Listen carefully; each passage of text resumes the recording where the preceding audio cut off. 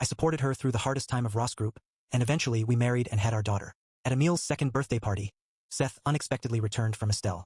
He gazed deeply at Shirley, telling her how much he missed her and describing the ordeal of battling sickness and returning home. That day was also my third wedding anniversary, but Shirley sobbed in Seth's arms, quivering uncontrollably. What followed was predictable yet painful.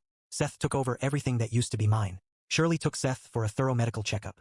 His lingering symptoms from the virus hadn't healed, and he was diagnosed with severe depression. During the checkup, Shirley discovered scars on Seth's wrist. She said to me, "Bruce, the doctor says patients like Seth, who engage in self-harm, need constant care and support." I pushed. "So what?" Shirley explained. "Seth doesn't have anyone else. I want to bring him home so I can take better care of him." "But I don't have anyone else either," I countered. Shirley's voice turned sharp. "Bruce, how can you be so selfish? He's sick and needs someone, but you're not." She almost implied that refusing Seth would make me a monster. Looking at her, I chose not to argue further. For the next few months, I buried myself in work while Shirley stayed home to care for Seth and Emil. I felt increasingly like an outsider. One day, while working, a tire fell from above and struck my leg. As I lay in the ambulance, one thought crossed my mind.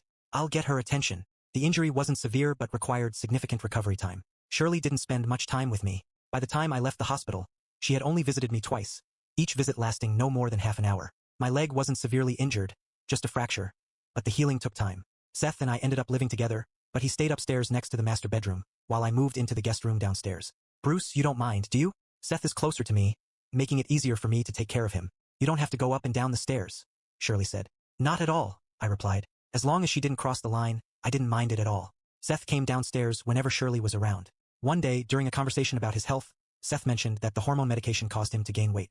His mood plummeted, and Shirley's divided attention shifted completely to him. She rushed him and Emil off for some exercise, acting like a cozy family of three.